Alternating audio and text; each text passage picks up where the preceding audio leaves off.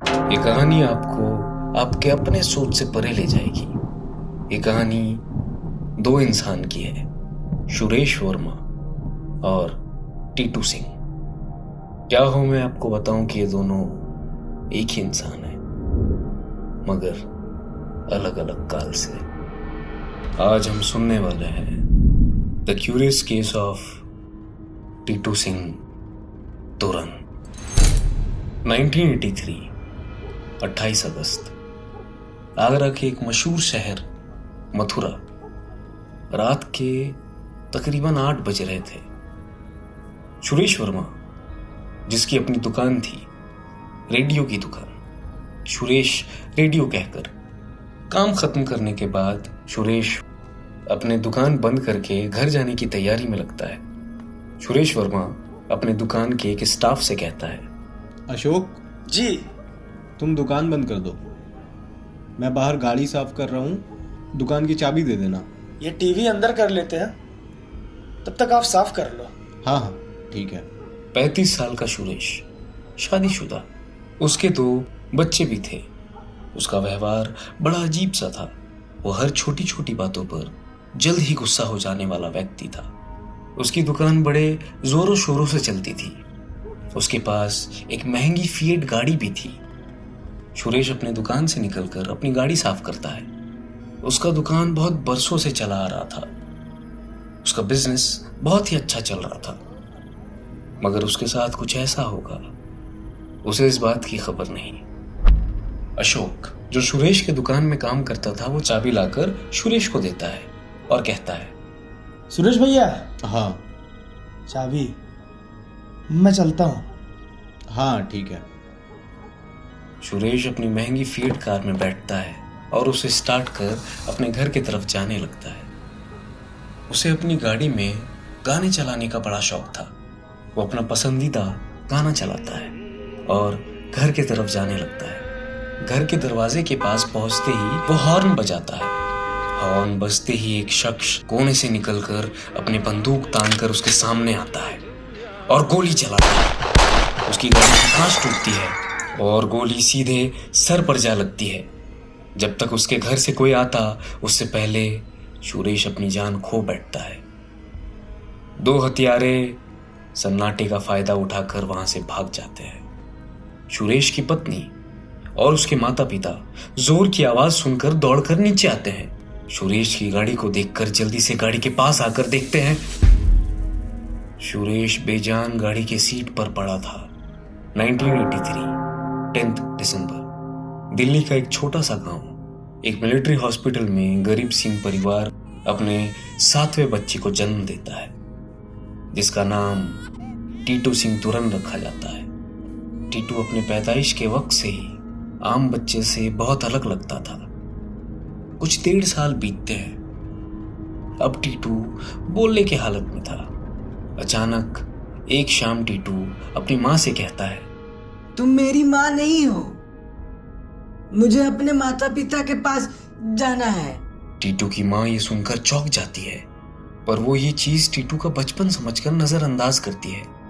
पर टीटू जो बोल रहा था, शायद वो उसका बचपना नहीं। टीटू हर बार अपने माँ बाप को स्वीकारने से इनकार करना शुरू करता है। टीटू के परिवार वाले ये सब उसका बचपना समझकर जाने देते हैं, नजरअंदाज करते हैं। पर धीरे धीरे टीटू गुस्सा करने लगता है, अपने असली घर आगरा जाने की बात करने लगता है। एक शाम जब टीटू देर से खेल कर आता है, तब उसके पिताजी उससे कहते हैं, टीटू, इतना देर से कहाँ थे? मैंने पूरा गांव चक्कर लगा लिया, कहाँ थे तुम?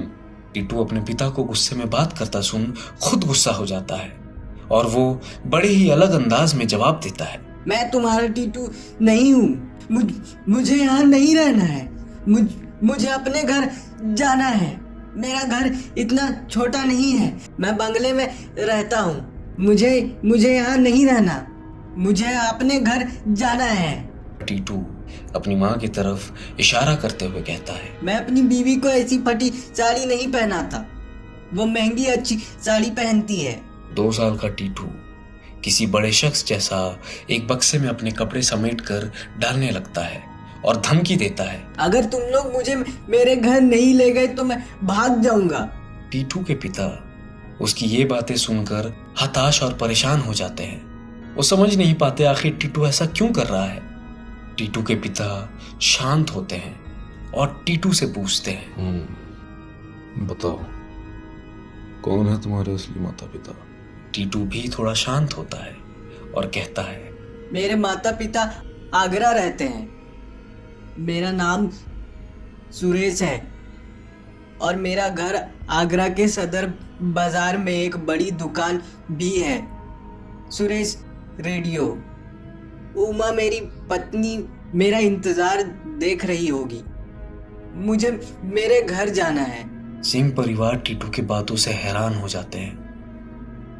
अब टीटू के पिता इन सब बातों को थोड़ा गंभीर सिरे से लेना शुरू करते हैं और अपने बड़े बेटे को मथुरा उत्तर प्रदेश जाने के लिए कहते हैं और वहां जाकर देखने के लिए कहते हैं क्या टीटू की बातें सही है या टीटू ये सब कहीं से सुनकर अपने माता पिता को बता रहा है। टीटू के बड़े भाई अगले दिन सुबह ही अपने दोस्त के साथ बस लेकर मथुरा के लिए निकल जाते हैं। वहां जाकर सदर में वो उस दुकान को खूब ढूंढते हैं जिसके बारे में टीटू बताया करता था, पर उन्हें वो दुकान कहीं नहीं मिलता। वो थक कर एक दुकान में पानी पीने के लिए रुकते हैं। पानी पीते पीते टीटू के भाई कुछ देखते हैं और एकदम से चौंक कर कहते हैं, वहां देखो दुकान। टीटू के भाई को वो दुकान मिल गई थी। वो दुकान देखकर दंग रह जाते हैं क्योंकि ये वही दुकान थी जिसके बारे में टीटू हमेशा बातें किया करता था। वो दोनों एक फैसला करते हैं, उस दुकान के अंदर जाते हैं और उनके बारे में जानने की कोशिश करते हैं। दुकान के अंदर जाते ही वहां उन्हें एक औरत काउंटर पर बैठी दिखाई देती है। वो दोनों वहां जाकर उस औरत से कहते हैं, जी नमस्ते। नमस्ते। अशोक, जरा देख लो इन्हें क्या चाहिए। हमें आपसे बात करनी है, सुरेश के बारे में। सुरेश का नाम सुनकर उमा थोड़ी ठहर सी जाती है और उनसे पूछती है, आप कौन? जी मैं दिल्ली से आया हूँ।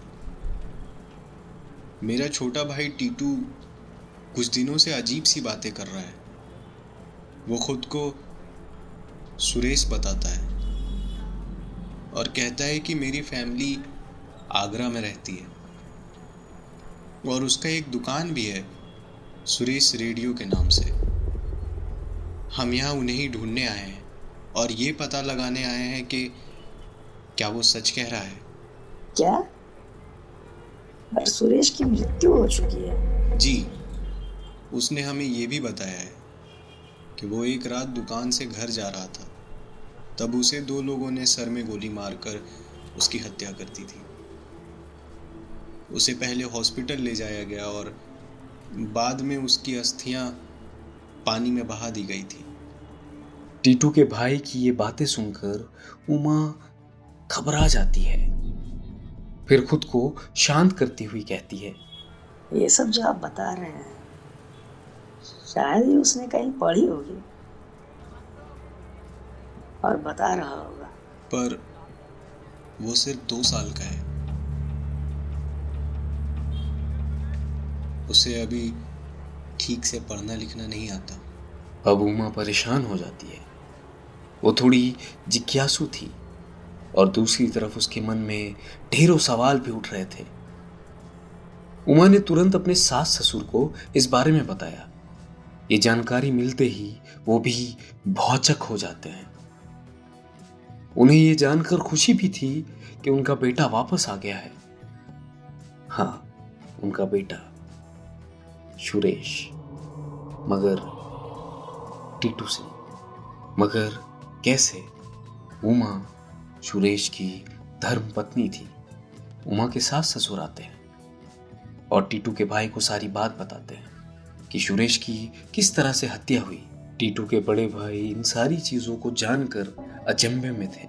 वहीं उन्हें ये सारी बातों को जोड़ने के लिए और इस चीज को और भी ज्यादा पोख्ता करने के लिए उमा और उनके सास ससुर को वहां अपने गांव बाढ़ में आने के लिए कहते हैं। उनके सास ससुर मान जाते हैं और अगले ही दिन सुबह वो बाढ़ पहुंचते हैं।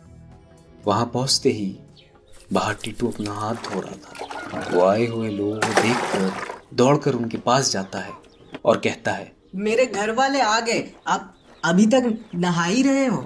उमा और उसके माता पिता टीटू को देखकर हैरान रह जाते हैं।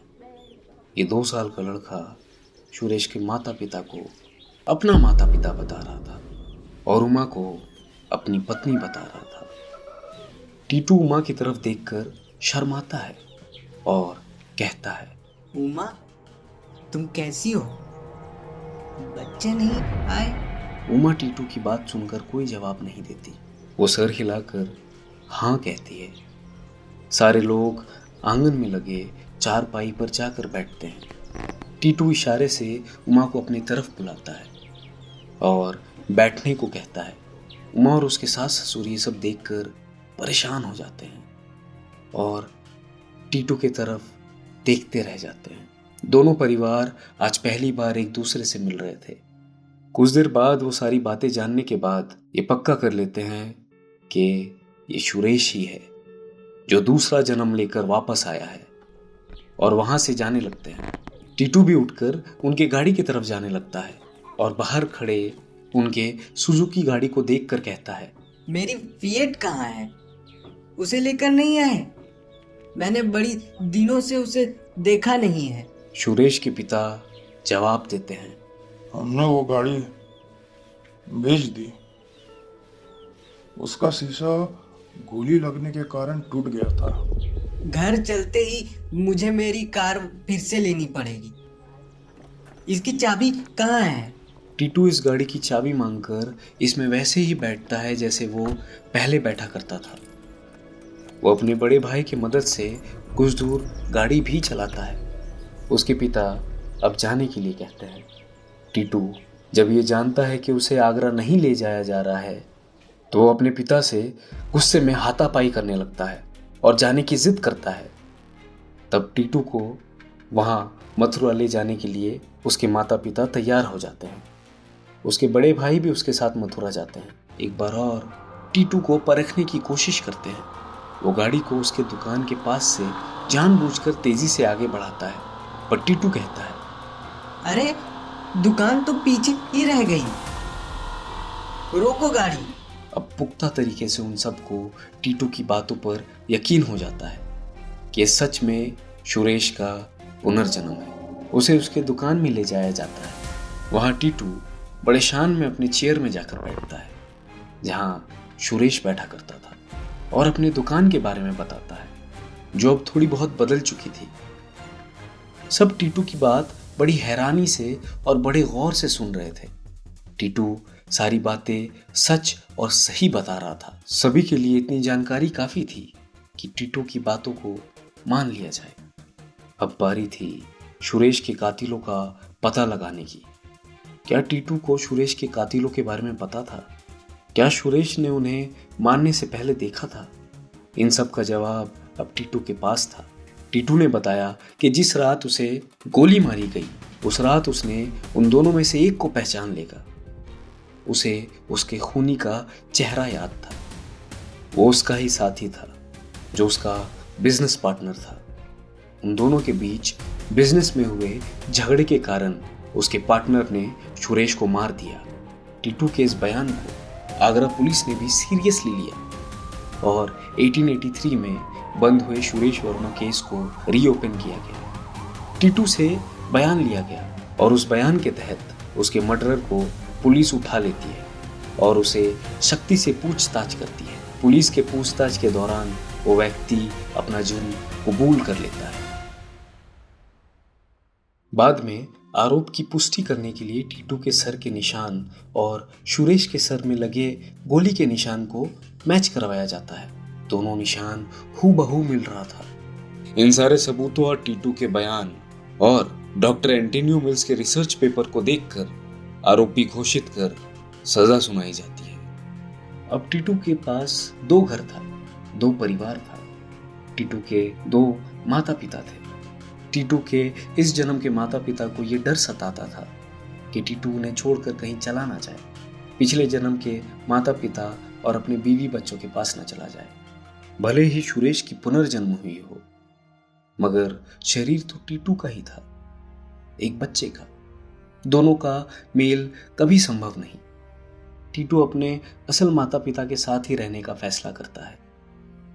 अब टीटू सिंह तोरन अपने पिछले जन्म को छोड़कर अपने नए जन्म को अपनाता है। जब मैं ये कहानी आपको सुना रहा हूँ, टीटू सिंह अब बहुत बड़ा हो चुका है। अब टीटू सिंह तोरन अपने पिछले जन्म के सुरेश से बिल्कुल अलग करियर चुनता है। वो नेचुरोपैथी और योगा में मास्टर्स डिग्री प्राप्त कर बनारस हिंदू यूनिवर्सिटी वाराणसी में नेचुरोपैथी और योगा थेरेपी पढ़ाते हैं। हेलो दोस्तों, मेरा नाम है अनीक। ये थी आज की अद्भुत कहानी, टीटू सिंह तोमर और सुरेश वर्मा की कहानी। ये अनयूजुअल कहानी आपको कैसी लगी कमेंट में जरूर बताएं। और आज के वोकल्स में थे साहिल और उमर। चैनल को सब्सक्राइब करें। Stay tuned and be healthy.